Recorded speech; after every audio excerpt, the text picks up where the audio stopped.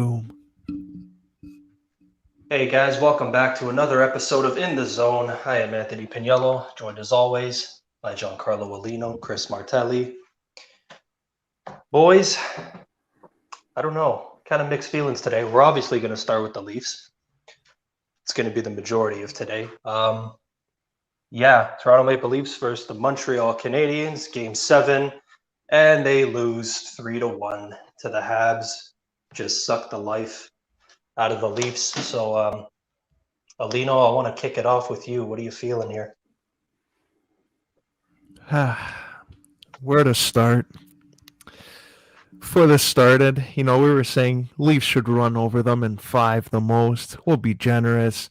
I even made that little joke, the attendance that they're going to have 2,500 for Game 6 was a little PR move on their part because they know they're not going to get that far. What happens? They beat them in overtime. They stretch it out.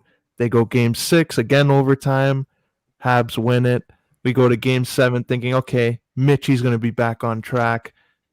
He's due for a nice little hot game, get a hat trick maybe. So is Matthews, and they get shut out here pretty much. Like Willie scored at the end, but they pretty much got shut out. That was a garbage time goal. And Montreal's moving on. Toronto, all that money they spent, they're going home. Feeling good, not surprised. We shouldn't get ahead of ourselves. We're used to this at this point. 2013 with Boston, then Washington, then Boston the other 2 times. It's nothing different. Feels good. Chris, buddy.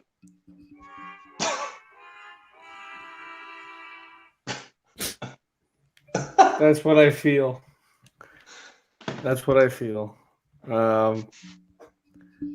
This was probably the worst game that they played all series, the Leafs. Game 7, they come out. The commentators, you got to love them. They're always positive. They're saying, it's a slow start. Both teams, they don't want to get fatigued if it goes to overtime. So you're going to start slow. There was literally no offensive mojo at all in this game for Toronto. There was zero. Like we talk about numerous times, me and Pagniello, when they had the puck, they had it for quite too long, and nothing resulted in it. They're passing to each other time and time again, cycle after cycle after cycle after turnover after turnover. They just can't get anything going. I got to give my roses to Ben Chariot in this series. He was amazing for Montreal. Guys like Edmondson, those guys really shut down the Leafs. I don't know if it's just me, but I think Sheldon Keefe played Mitch Marner way too much in Game 7. I know that the first line, that's the line that gets the offense going, but realistically and now historically, they've shown to not be great playoff performers, and it's really sad to say, but they played them like 24 minutes last night. I think at times, I know, call me crazy, but maybe if you do a little bit of a swap, you could generate momentum. Maybe put Spezza on the top line. He's been rolling. Maybe you could even reward Nylander, drop Marner to the second line and have the old first line or second line in Toronto back in the day with Willie, Hyman, and Matthews. They didn't even do that. So it was really puzzling for me. He never really juggled the lines tremendously, at least the top 6. And it pissed me off. And just the way that everything went right for Montreal, the breakouts, constantly controlling the neutral zone play, just the way they just stuck together as a team. They don't have an all-star player. We have about 4, and we just didn't come with heart. That's just been the whole thing the last couple of years is the Leafs. They have all the skill in the world. They don't play with heart. And it's really hard, man. It's really terrifying because we don't even know what's next for Joe Thornton. This might be it for him. So it's really a sad day for guys like Joe Thornton, Jason Spezza, but also, of course, for Leafs Nation. Just probably the worst collapse out of all of them so far.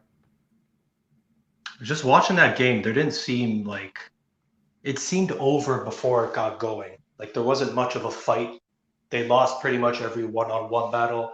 You said they held on to it too long. Like what I was seeing when that wasn't the case, I guess, like whenever they got it, the Habs just they wore them down and they sucked the life out of them.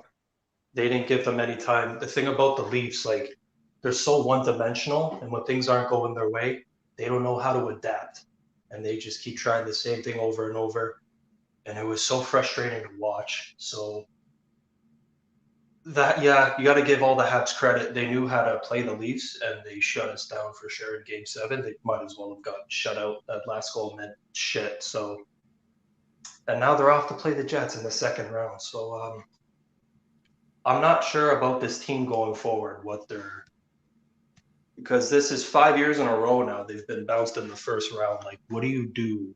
Like, what does the off season look like? Oh man, if you're Kyle Dubas, you better go into that office praying first so you don't get fired. One, because you put this team together and you've got your boy Sheldon Keefe the promotion, so you got to hope that you don't get fired here. Then you got to answer the question: who you rolling with next year? That's going to be a trick question for Kyle Dubas, because he has to look at his team and make sure he answers the right one that management and ownership want to hear. I don't think they want to hear we're trading Matthews, we're trading Tavares, because those are the money makers. And he has to answer the question: who are you going to go with as a starting goalie? It has to be Jack Campbell. If you went with Jack Campbell this whole series, all season, he's your number one next year. You can't even have Anderson in the discussion. Anderson can go on and win a Vezina for all anyone cares. I think his time is done. If you don't go with Jack Campbell and Dubas goes in and says, yeah, maybe Anderson's our guy, he's probably going to get fired on the spot. So he's got to say Jack Campbell's my guy. He's got to roll with him. He's only making $1.6 million. So go into next year thinking that Campbell's your starter. Anderson's on the way out. That's $5 million you got to play with. Thornton, unfortunately, I don't think the Leafs can bring him back. Let him go to Boston. Let him go to San Jose, end his career. Simmons, maybe bring him back. I'd bring Spezza back 100%. And then Foligno, let him go back to Columbus. And the only good thing about this year is you got more salary to play with than last year. When they got eliminated by Columbus, we were all talking about Andreas Janssen, Kapanen, their salaries holding them up. So the one positive, if we can look at a positive, is their salary cap situation. And this is where Kyle Dubas' job is on the line. That leash just got a lot shorter, even for Shanahan. I don't know if he's going to be able to talk his way out of this one. When you look at every other MLSE team winning a championship but you. So TFC have a lot of trophies. The Raptors have a trophy. The Leafs don't. And that's the team that makes the most money. So they're either going all in or they're fucked. Yeah, this is why this is the biggest collapse, because, like, I watched my cousin's video today, and it's so true. Like, we had it nice this year. Like, our defense, mind you, we didn't get a, superstar defenseman, top 2 tier, like a Pietrangelo that maybe we thought we would get. But, you get TJ Brody, he only got better as the series went on. That was a great signing. Justin Hall, we got to give this guy his roses, man. The last 2 years, just incredible, consistent defenseman. Sandin, even at times, yes, he cost the Leafs a couple games in the series. Maybe not a couple, but that one specific game, he looked a lot more confident than I thought. Jake Muzzin, unfortunate back-to-back playoffs, getting hurt. It happens. He's that guy that will, do anything to him, and it showed, both injuries. But, man, like, we had it nice. We had great goaltending, better goaltending than we've had the last 5 years. Our defense, I think, has been the best the last 5 years. And then you look at the core, and you get the veterans, and that's supposed to be the thing that puts you over the top, and it just did not happen. It never felt like that. Like what Pagniello said, it never felt like we were in control, man. Even when we were up 3-1 in the series, it did not feel like we were in control. And I don't know if it was just me, again, continuously being haunted by the old Boston series. But when we were up 3-1, I wasn't confident that we had it. It was 3-1. Like, you know what? If we win, we win. I'm not going to say we're going to win. And we did not win. And it pains me, man, because a lot of guys they're pointing fingers at Riley, they're pointing fingers at Marner, they're pointing fingers at, guys like Thornton, who really didn't produce. Aulino didn't really produce here. No one expected him to get hurt. But, it's a business. It happens. You win some, you lose some. Unfortunately, the Leafs lose more than any other franchise in history. So in terms of moves, Hall's a free agent. I don't know if he's coming back. I want him back. Simmons, I don't really think he's coming back. I don't think Thornton's coming back. I don't think Foligno's coming back. Galchenyuk, sure. I really don't know what kind of direction we're going in. Like you said, if Dubas is even our general manager. So I really don't know. I've heard Marner for Jones, Marner for Eichel. I've heard all these stupid rumors. I really don't know if that would even benefit. So until then, we just got to wait it out. But all we can feel right now is just pain because we're Leaf fans. It sucks. Marner for Eichel. Where'd you read that one from? Imagine. It's a YouTube video. Oh my god. I could see a lot of guys going, like you guys were just saying, but when it comes to Dubas, honestly, like I know everyone wants to say, because he's been groomed for years now. He got the assistant GM job in his early 20s. The guy was the prodigy. He was the chosen one.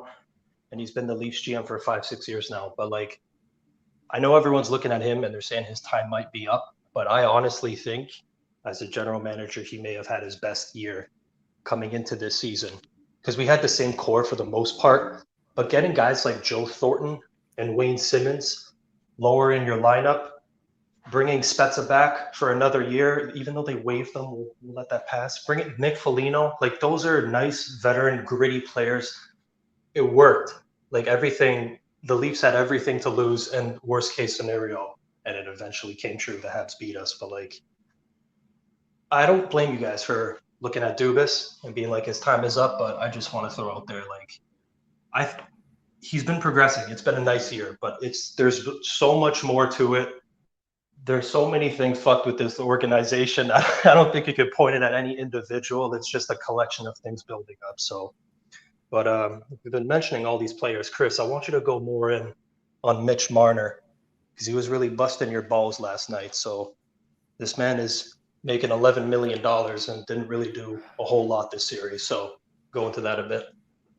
I don't want to just think that I'm pointing it at Marner because, like it's a team sport. You win and you lose, and you always lose as a team. It's not always pointed on one person. Remember 2 years ago with Gardner and everyone, at the -5, and it's Gardner's fault. Get him out of here. He sucks.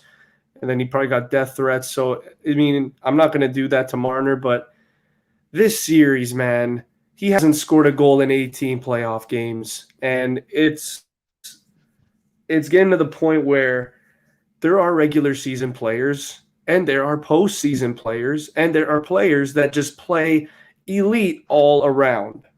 And the guys that are in the all elites are guys like McKinnon, guys like Braden Point, guys like Sidney Crosby, those guys that play that 200-foot outstanding hockey all year. And Mitch Marner and Austin Matthews are top 5 in scoring this whole year. And I don't know if you blame it on the North Division. I don't know if you say the competition was a lot weaker. You could argue with all those points. But the fact of the matter is, when you're top 5 in scoring and you don't score in 18 straight playoff games, and again, you basically get shut out the last 2 elimination games at home, it's just, I really don't know what else to say, man. Like, you do your job in the regular season, that's fine. But when it comes to the playoffs, you have to show up.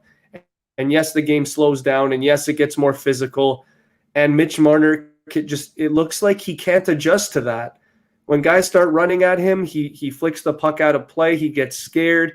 He wants to avoid as much contact as he can. Now, I understand Patrick Kane, way back in the day, he played a similar game to that. And the NHL back then was a lot more physical than it is now. But Patrick Kane knew how to adjust. And it looks like Mitch Marner still has yet to learn that. And it's been the 5th straight playoffs. And it's getting to that point where you start thinking, is this the best he's got? Is this really what he's capable of? And like I said last night, this is now going to be 0-12 the last 17 years in playoff elimination games. 0-12.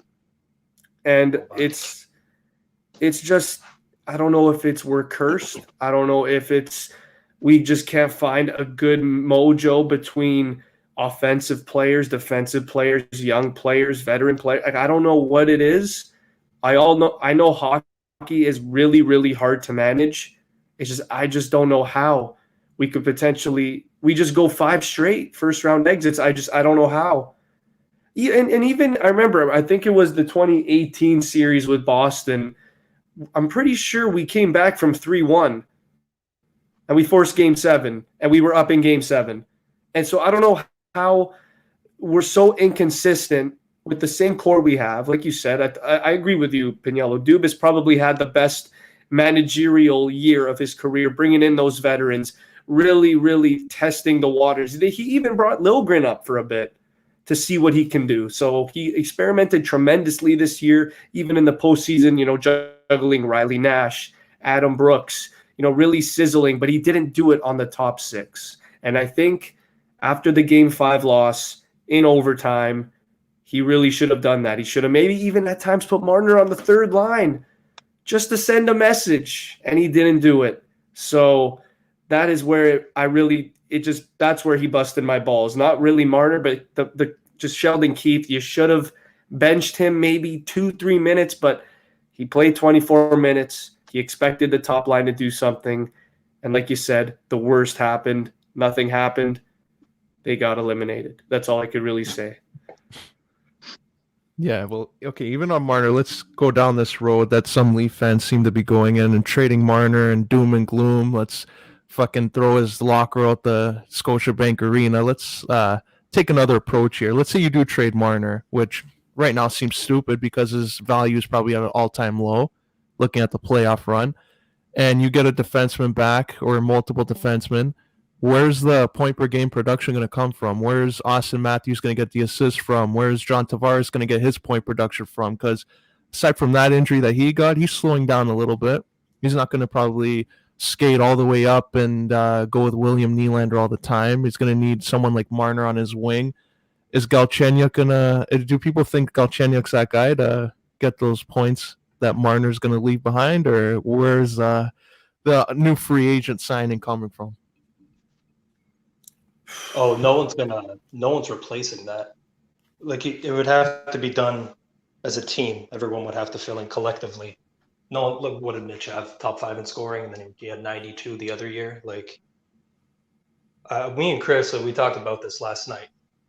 Like, I would entertain offers just for fun, but like, you would have to blow my mind to trade Mitch. Oh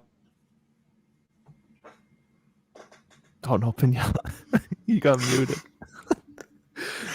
Yeah, I agree with him on that. Like, we're not just throwing him away for a 3rd round pick just to get the cap off our hands.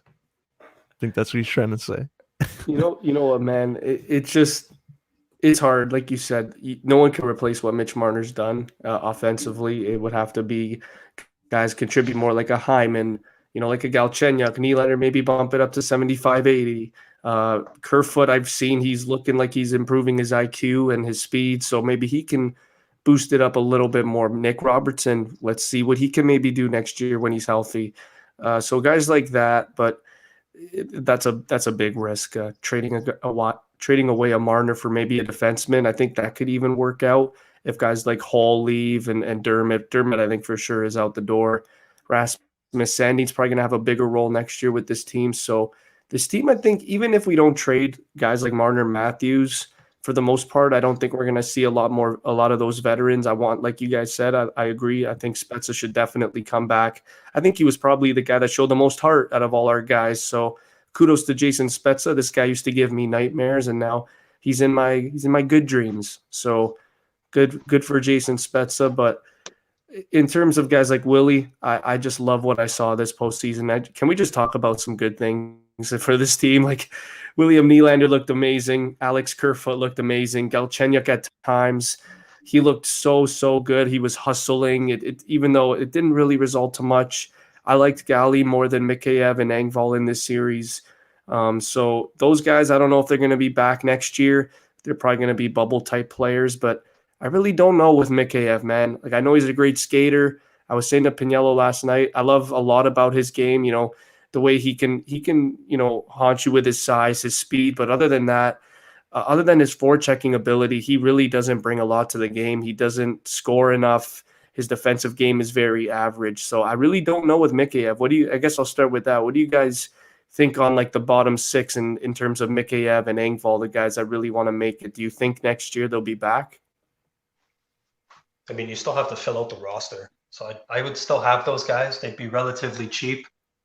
I mean, with the 4 guys they have signed, they obviously put themselves in a bit of a hole there. So there's only so much you can do. But with Mikheyev, I would have him back. I don't expect like 40, 50 points. Like if it was an 82 regular game season, like I like what he does.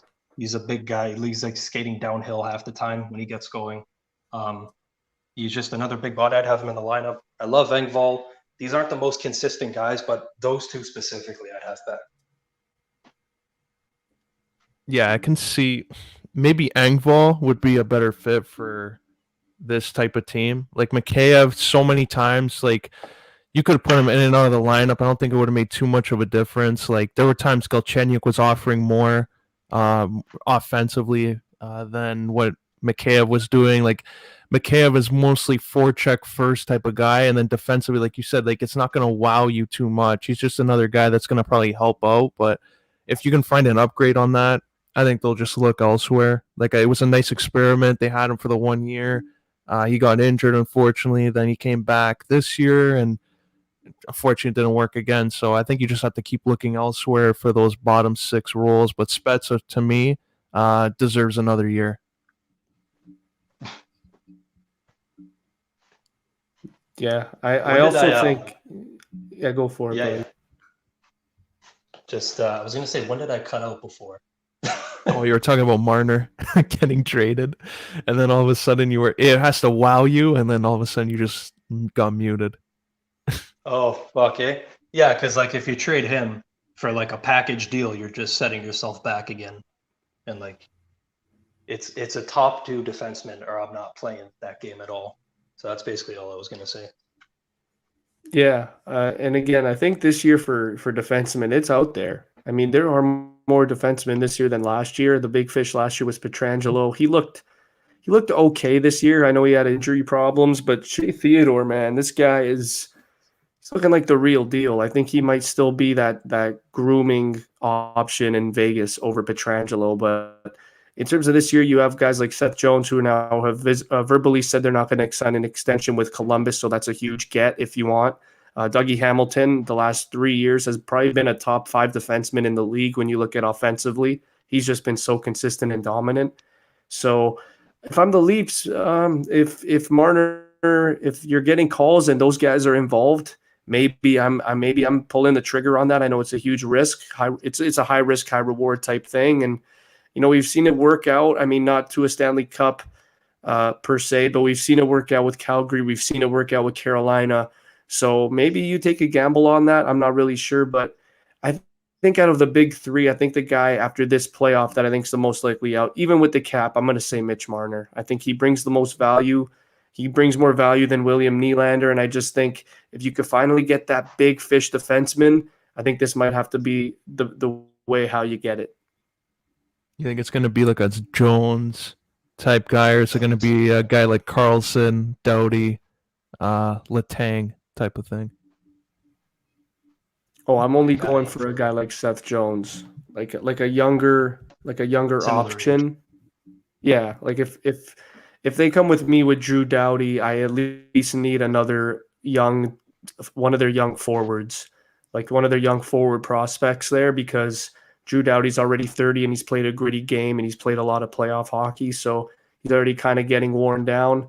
Like you said, I love what Chris Letang's done. He's 33 years old, I think, now 34. So he's getting up there. But again, like you said, it'd be nice to see Pittsburgh maybe change up their core a bit. They've had it for 15 years. And then you look at Erik Karlsson, does he need a new scenery? It looks like it's working out for Sam Bennett. So maybe if Karlsson can move, who knows? But like I said, I'd stick with a guy like a Jones and a Dougie Hamilton for a Mitch Marner. What was the most frustrating part about the game for you?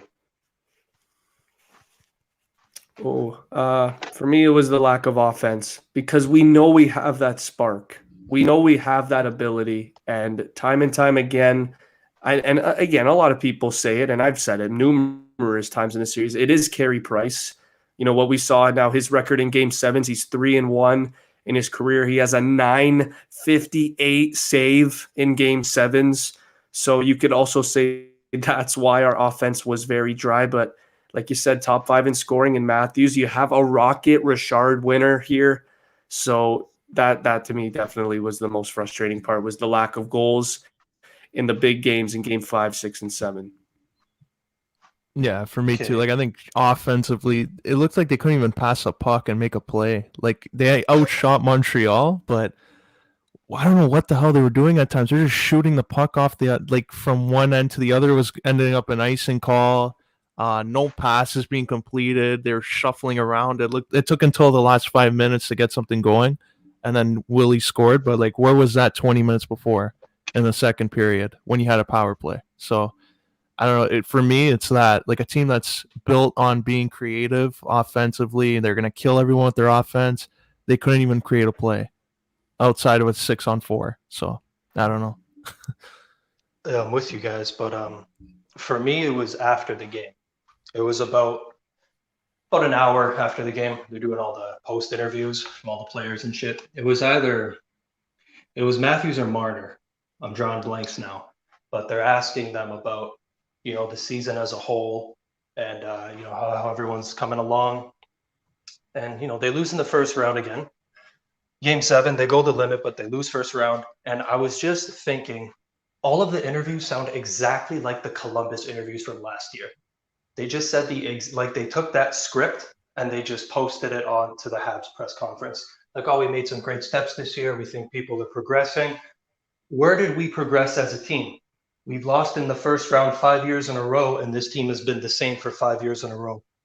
Do you really think, like, if we were to get a Seth Jones, he's going to sign here for 7 years and to lose in the first round, and it's just going to be, oh, we're making steps in the right?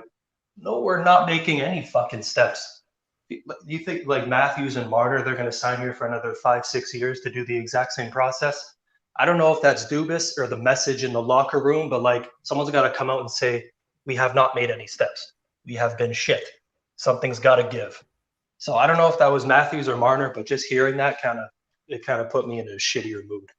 Well, I said after the game to my brother, I said, I'm not listening to any post-game stuff because I know it's scripted. I know they're not talking with pure heart. And we've said it before when we talk about the NHL and the NBA, and how on the NBA you could potentially swear and it's almost fine. It's almost fine. You get fined probably $1,000. That's nothing to them.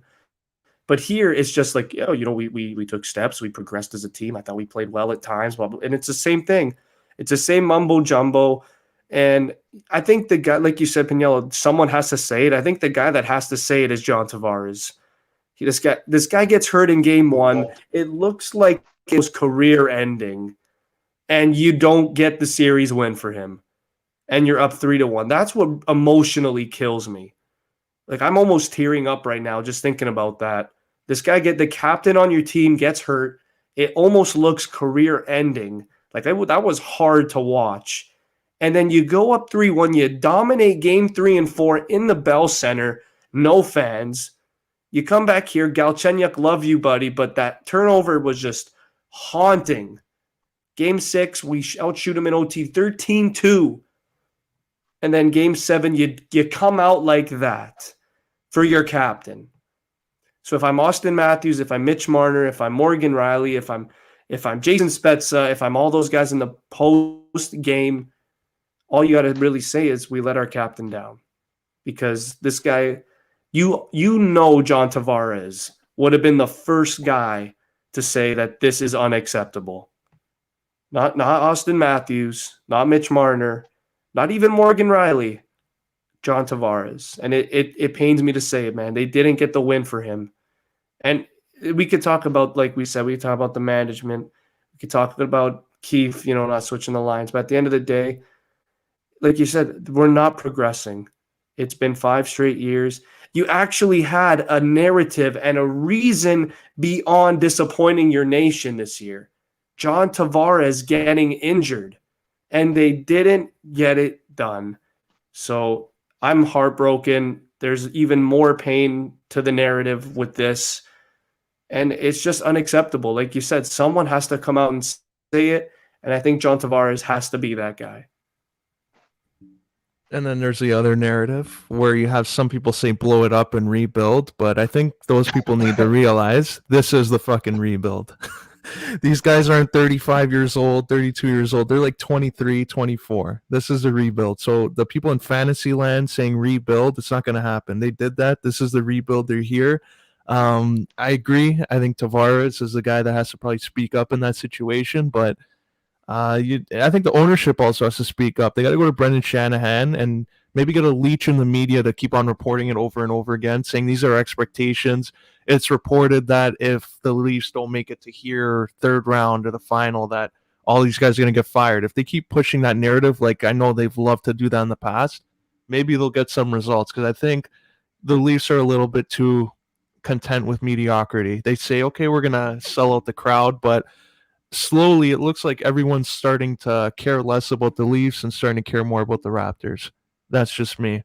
And I think this year was proof of that. Even in Tampa Bay, where they were, it looks like more people were invested in the Raptors' success. So I think they got to start looking at that. ESPN now, with that deal coming up, Stephen A. Smith is going to need a lot of things to talk about. And look what's going to jump up at him. He's got Edmonton. He's got Toronto to talk about. So they're going to be talked about in a negative light a lot more now. So it's going to come down to how much they want to change that and how much they want to win. And if they don't, we know how this story ends. Being Leaf fans, they all end up getting traded at the end. They start fresh. Management comes in with a new plan that they're going to win a championship. We saw that with Brian Burke, Dave Nonis, and now Brendan Shanahan. So it's going to be a tough couple months. And hopefully can turn this around. You got to make that the title of the episode. This is the fucking rebuild. I like that. I don't know if it's sunk into some people. Rebuild What else? with what? What else we got for this team? The Buds. Damn. Where to start? That Romian Amarov guy looks pretty solid. Is that a rebuilding guy to come in? The draft he's coming in hot. I think he could even play next year. The level of IQ he has, and he's looking more like I don't want to say a Caulfield, but he's kind of looking in that mold. He's a small, undersized, fast, puck-moving, skilled forward, and I think maybe he can take a guy's spot like a Galchenyuk if you don't want to sign him. So maybe Amarov can go. Maybe Robertson can go next year. Maybe we go with this younger team next year. Like you said, maybe this is the rebuild. So maybe you go with Amarov next year. Who knows? Some rookies can maybe surprise in camp. We got to wait and see, boys. But I don't see Liljegren being here for the long haul. That's just my opinion.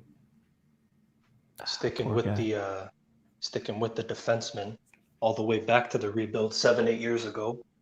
It started with a young Morgan Riley, whose deal is up next year.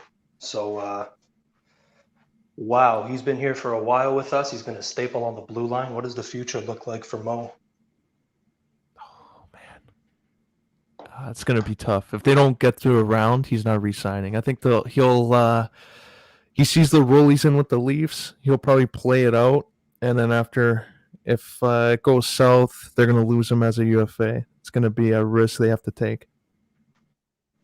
No, this is a guy I'm keeping for sure. A lot of people put the blame on him because he's been there before numerous times. Oh, this is the 6th playoff series with Mitch Marner on the team. Blah blah blah blah blah. It's just ridiculous. For me, I'm keeping him. Whether it's 3 years, whether it's 5 years, I'm doing that. So I'm keeping Morgan Riley. Like I said, if it wasn't John Tavares, I'm making him the captain of this team. proven to be one of the better dressing room guys and even leaders on the ice. And, you know, we haven't had a lot of success with Riley, but we've seen this guy blossom as a very, very great defenseman in this league. So you got to love Morgan Riley. I think he stays in this top 4 in Toronto for a very long time. I love Mo, but are we going to be able to keep him? Because they gave him $5.5 million per before he really did anything. He was coming off like a 37-point year, but was a minus 30 or some shit. But at the time, everyone's like, oh, Riley's going to bust through the roof, and they gave him the 5-year deal. During that 5-year deal, he's had a fucking 70-point year. He's had a couple of 50s, and we've been bounced, but we've made the playoffs every year since. So I would love to keep Riley, but shit, I don't know if we can, because I think he's going to get a raise. What are you looking at for Riley if you had to guess a salary? Oh man, probably 9. Oh my god, I was thinking 7.5, 8, but like, fuck, it's a lot. But like, you need someone better. As much as I love Mo, there's got to be someone better than Riley. So if you're signing him to that long ass contract, I mean, you're stuck again, right? Unless so they have Seth Jones with them.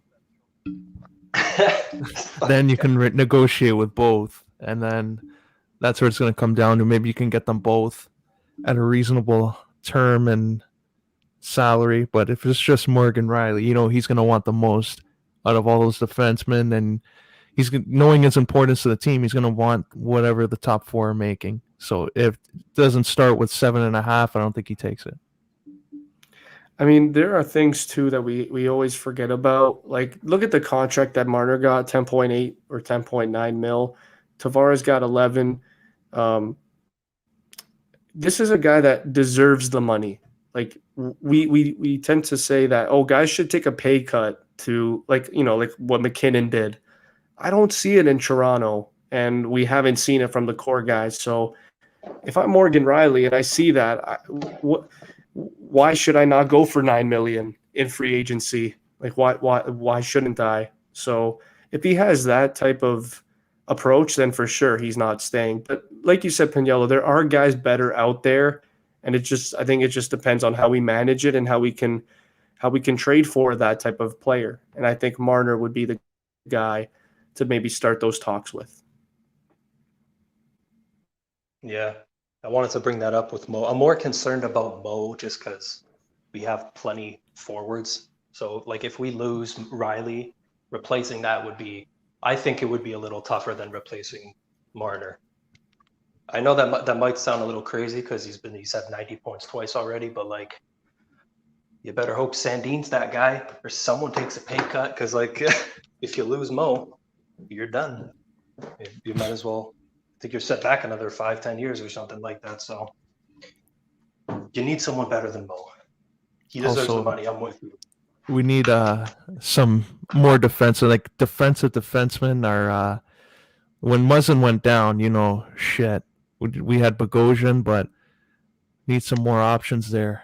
Looking at a name, it's gonna sound crazy for depth.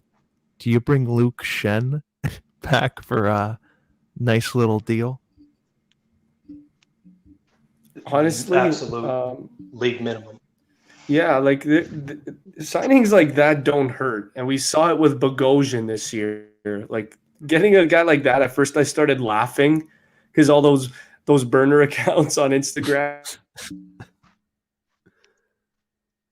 and Twitter, like Bogosian is the Norris, and so funny. Getting a guy like a Luke Shen or anyone of that nature, like a bottom 6 defenseman that brings grit and plays that shutdown type. Like, I've been saying Scandella for years, and everyone just looks at me and they're like, Chris, you're nuts. Like, he's not going to do anything. But yeah, maybe get Luke Shen back. That'd be pretty funny. But how about this, Aulino? I know you would really love this, and I would love it too. Why don't we bring back Uncle Phil? Why don't we bring back some Phil Kessel? Bring back some nostalgia to this team. Maybe that's what we need, because I think Phil Kessel, if he was watching this series, he's probably licking his lips. He probably wants to play with Matthews, and I'm doing it. Why don't we do Kessel and Chychrun for Mitch Marner. Oh, I think Or they he have to could just wait though, because Phil They wait is till on. he's gonna walk there. The retaining salary would come back. So if they were to trade for him in full, you're basically paying him $8 million. So unless Arizona takes 50% off, that's the only way you get him at his cap hit right now. So you're gonna have to wait till he's a UFA, because the smart move that they made at the time, Phil Kessel, he's not a good pro. He's not going to be a good fit on our team.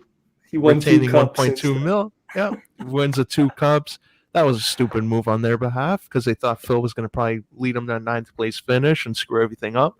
And so we got to wait another year for that. But I'd love it. Him on a line with Austin Matthews or John Tavares. Give him a nice center. Can do work with. I'd love it. Did Kessel ever play with Shen? Was it just for the first year? It was for 1 year. Yeah. And then after JVR came in, and he turned JVR into the player that he is. Yeah, that 7-year contract with JVR is looking beautiful. Oh, and you can even put him on the third line, because he's used to carrying and anchoring a whole team and carrying everyone on his back. So I don't think he would be phased with a third or fourth line role.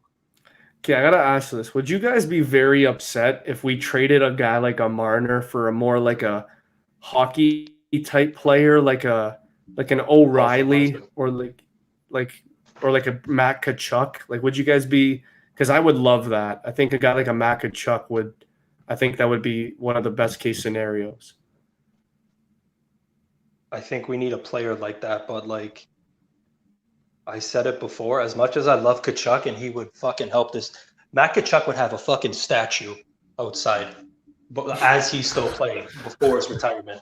That's just the type of player he is. Leaf fans would love him, but I'm not giving Mitch Marner up unless it's for a number 1 or number 2 defenseman.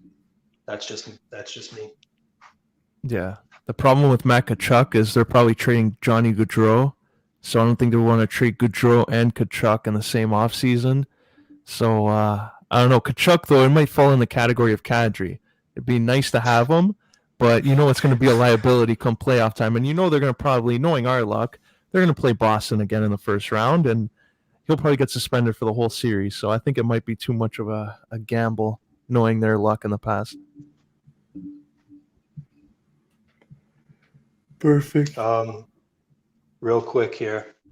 Let's assume we don't win with this team at all. Everyone ends up leaving. That they all go their separate ways. Whatever. What's the number 1 takeaway you take away from that experience? Skill doesn't win you titles. Okay. For me, it's don't hand out those big ass contracts before you do nothing.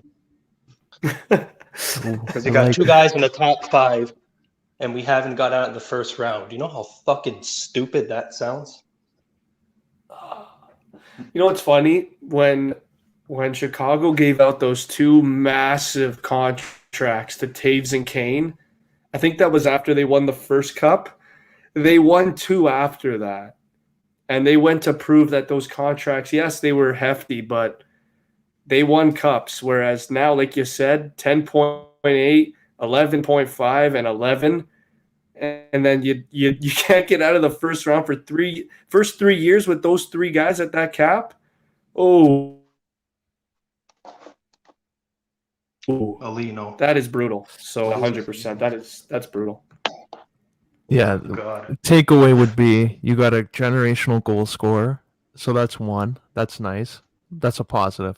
Another positive is you at least have guys that are willing to ask a little bit more, get people talking, because then it's going to raise everyone else's stock up and say, you know what, this guy's making 10 mil on Toronto. I want to make 10 mil because I'm actually winning here. So like you can't have too many people just being content making nothing while the league is making a giant piece of the pie there and making money off all their likeness and jerseys and just taking away what they could be making out of the TV deals. So that's the only way it would raise a salary cap. So that's one positive, but a negative, like if you're in a management position, you're looking at, okay, if we're not winning a cup or if you're not even tasting a final appearance, I'm not giving you this number, and you can walk and go somewhere else and we'll find someone else that will win us a cup. So it's going to come down to a manager that's probably a little bit more experienced than Kyle Dubas. It's not his fault completely because he's he was coming into that role groomed, like Chris mentioned before, and he was, because Shanahan pretty much had this guy right beside him at every scrum. Mark Hunter came in, Lou Lamoriello, he's like right beside them learning. So I think what he should have learned from Lou Lamoriello is how to negotiate a contract. That's the biggest takeaway I have, and I think he didn't learn how to do that. It's just because we've seen it in the past with this team, handing out contracts, but I feel like with this group specifically, it got a little fucking carried away. You know what I'm saying? Because at that point, we haven't seen it in so long. And then all these young guys came up at the same time, and we're like, fuck it. Matthews, 10 mil. Marner, 11. Nylander, yeah, 7. I don't give a shit. Tavares, yeah, sure, come here. We'll give you whatever. And then Riley's going to get the same thing. And you look back on it and you're like, oh, and we haven't had any success whatsoever. And we gave out all this money purely based off potential. So for me, I'm not doing that ever again if this doesn't work out.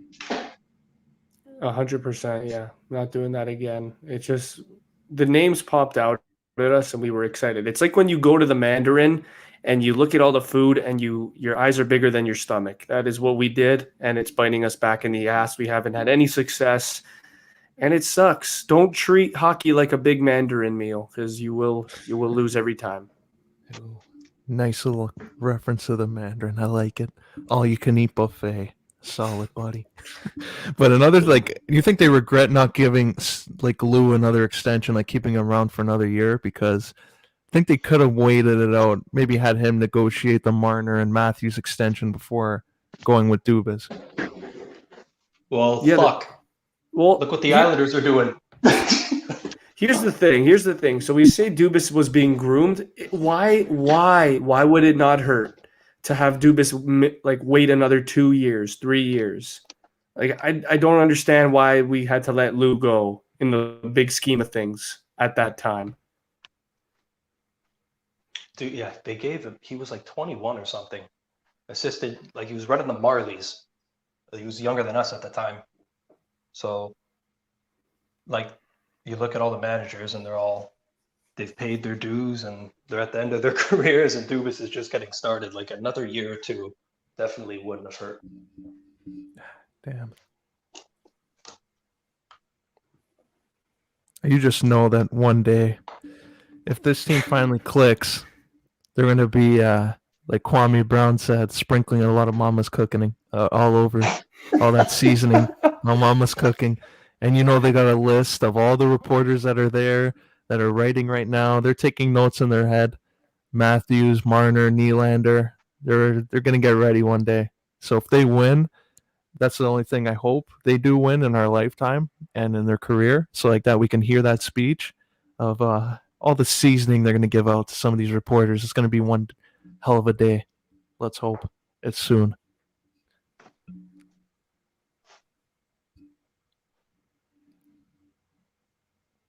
Man. Well, that was a nice little rant on the Leafs. There's obviously going to be more on the Leafs because it's going to be a big drama circus in the summertime over here. All the rumors that are come up, especially the expansion draft, when that comes around and Seattle starts lurking, saying, you know what, we're going to take this guy, but if you give us this player in a second-round pick, we'll let you keep him, and we'll give you a first-rounder later on. So I think there's going to be Seattle coming in. It's going to set a lot of people off, and it might piss off a lot of GMs. Anything else you guys want to add on the Leafs? It's just another year with pain. Still got a lot to learn, but this isn't the end. We're going to get out of this funk. We just got to be Leaf. That's all I got. So it's next year, boys. Yeah. Just like that thing I posted on the podcast account, GTA San Andreas. Ah, shit. Here we go again. That's it. But I want to end this on a little bit more of a positive note because on wrestling on the weekend, there was actually a hell of a show that took place. Exceeded all my expectations. AEW Double or Nothing. They had a jam-packed crowd, full capacity.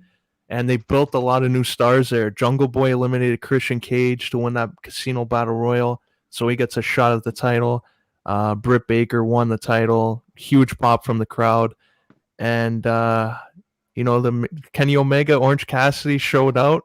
He didn't win the title, but it was a nice little performance. Sammy Guevara got the win for the Inner Circle in that Stadium Stampede match. And a little throwback here to Sting, 62 years old, absolutely just killed it. And a lot of questions online on how bogus the WWE clearance test is, but I'll let you guys sound off here. What did you think of what you heard and what you saw from Double or Nothing? Kick it, buddy. Oh man, every match got serious time to. Everyone had some serious time to perform. Obviously, it's their main pay-per-view, so and they really brought out. But I love the fucking on the Stampede match, the little like the side things had the Inner Circle lost, they would have been forced to disband. Just started laughing, but just an absolute mess. Solid pay-per-view. Yeah, man. I thought, seeing Sting do what he did, I wasn't surprised because what we saw in the match before with Darby Allin was pretty intense too. But yeah, this was probably the best he's looked in a very, very long time. He even looks a little more buff too. So kudos to Sting for putting in the effort. But I agree, Aulino, I don't know what's going on there in WWE. They don't like clearing their stars. So very concerning, very questionable, but I love what I saw with Sting and Darby Allin. They look to be a great tag team, and maybe they'll take on the Young Bucks soon for those titles. Yeah, because you got Christian also, who for the longest time was never cleared, and in AEW looks like a guy who hasn't lost a step, which is weird. Matt Hardy, remember the long time that he was off where it looked like they weren't going to clear him, and he goes to AEW, he's still doing his thing. Big Show, Mark Henry, they look like they're doing their thing. Mark Henry just signed there, so eventually we'll see him in the ring at some point. It's just probably the way it's going to go. And just looking at I don't know, do you think maybe Vince McMahon, they didn't want to clear Sting just because, the one match that everyone wanted to see was Undertaker, and they didn't want a WCW guy showing up their own guy? I wouldn't be surprised. He likes holding grudges like that. I think that would probably be the main reason. I think he also wants maybe it to just be a dream match and not have it actually happen. So there's that also perspective of, keeping that shit just in people's heads and in their own fantasies. So that's the whole point of WWE. If you think about it, they have so many video games and they don't do some matches on purpose just so it can be put in a game. So maybe that's Vince doing that too. I don't know, man. I think he is bitter just because of how WrestleMania 31 ended, with DX going over fucking the NWO there. So, yeah, I'm with you. Oh, man. And looking at this card here, it looks like Kenny Omega is still holding all these belts. Do you think it's played up too much, or are you liking that he's going to different promotions and taking a title? I'm loving it. That's Kenny Omega. He's been one of the top guys in the wrestling world for some time now. So a promotion like AEW, they're going now, but they're still getting their feet wet in the grand scheme of things. To have a guy like that and just travel all around the world and bring more exposure to their company, I fucking love it. So I want to see him keep doing that. Yeah, man, it's up there with the Roman Reigns reign. I think it's amazing. I think it's his best case scenario for the company if you really think about it. Like you said, they're still getting their feet wet. This is the third year as a structured promotion, and they're coming with a bang. They started with Jericho as the champ to get that exposure. They had Moxley because he was one of the more well-known guys in that free agency period, and of course is Dean Ambrose.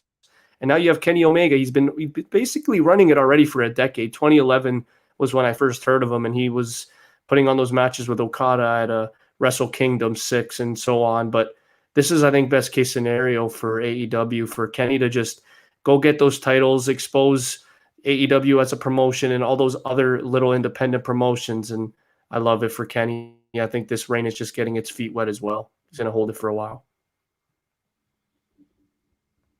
and WWE was making some noise because it looked like, and this is why Vince McMahon's fucking ruthless. New Japan Pro Wrestling and WWE, they're thinking of talking, and there's some reports there about an exclusive American partner being WWE. So whatever AEW has going on with them would be void at that point. What do you think of this move? Is Vince McMahon swooping in there and pulling a one up on AEW? Take it, buddy. Like you said, he is kind of salty, and I think he's showing it again here. Apparently, the whole thing was revolved around Daniel Bryan. That was the whole reason. Apparently, Daniel Bryan and New Japan wanted him to go there for certain dates, so that's maybe why they wanted to do New Japan and WWE as an inter promotion. But I don't really know if that could probably be him being salty too, just with the way that Kenny Omega's been going everywhere, and they've been openly going everywhere. So maybe he wants some more rights to other wrestling promotions to maybe even the score. So wouldn't be surprised. It's Vince McMahon. He likes doing stuff like that. It just made things really awkward for everyone. It's like everyone's at the dinner table, and he just let out like a big fart. Everyone wants all of New Japan's guys, and he's just like, yeah, I'm just gonna get in there. But Vince has been stealing New Japan Pro Wrestling athletes for fucking years now. So it could be because he's a little bitter, or maybe it's just timing. I don't know. Either way, I wouldn't put it past Vince, though, because he is, like you said, fucking ruthless. Oh, man, I love it. Just going in there. It's like he doesn't even care at this point. It's like, yeah, you want to play those games? Goes in and calls him up, sets up a meeting, form a partnership out of nowhere after saying like they don't work with anyone. That's fuck, man. This guy, next level type stuff right there. But anything else you guys want to touch on here in the final minutes? The one thing I loved was just seeing Jungle Boy get his moment. I know he's a young up and comer, but this guy, I think he's got all the potential. Him and MJF, I think, and Darby Allin, those are like the big three, and of course Adam Page. I think those are the guys that they're gonna be running this company in a long time. So I love it. I don't know if this is gonna be like a Money in the Bank type thing where they just come out whenever, but I would love to see Jungle Boy take on Omega, maybe an Orange Cassidy if he were to, somehow win the AEW title. But either way, Jungle Boy getting that opportunity sometime down the line, it's awesome to think about, especially, for this business growing.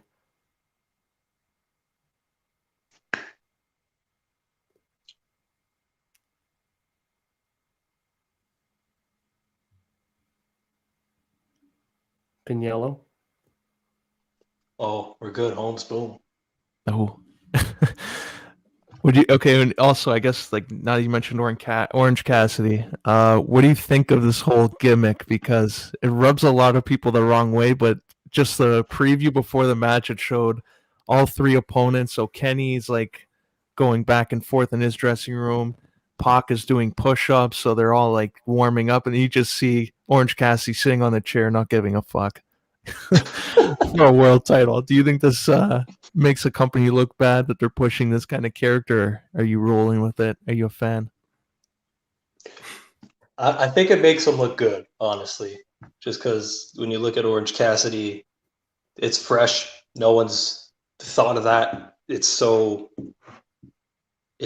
not pro wrestling. It's weird, but it's I don't know where it came from, but no one is doing that. So it put so much exposure and heat on AEW. I think it was last week or the week before. I think he's going to get a world title just for that reason. It's going to piss so many fucking people off, but at the same time, everyone's going to be talking about it. So I respect Orange Cassidy. I like his shtick. I don't know if I'd give him the world title. I don't know if I'd give him that green light, but I think he's going to get there based off everything you said. Yeah, I'm not adding anything to that. That's perfect. Well, on that note, we end with a little bit more of a positive light here, talking a little wrestling. After a solid 45 to 50 minute bashing of the Leafs, this was fun. The airing of grievances, the annual thing for Leaf fans, because why not? Just they continue to let us down, and maybe next year. That should be the new slogan of the team. Put it outside Scotiabank Arena. Maybe next year with a Leaf logo on Legends Row, and then they can maybe get hope over there. But this has been another solid episode, boys. Episode 133. We'll be back with a lot more positive episode in 134. Boom.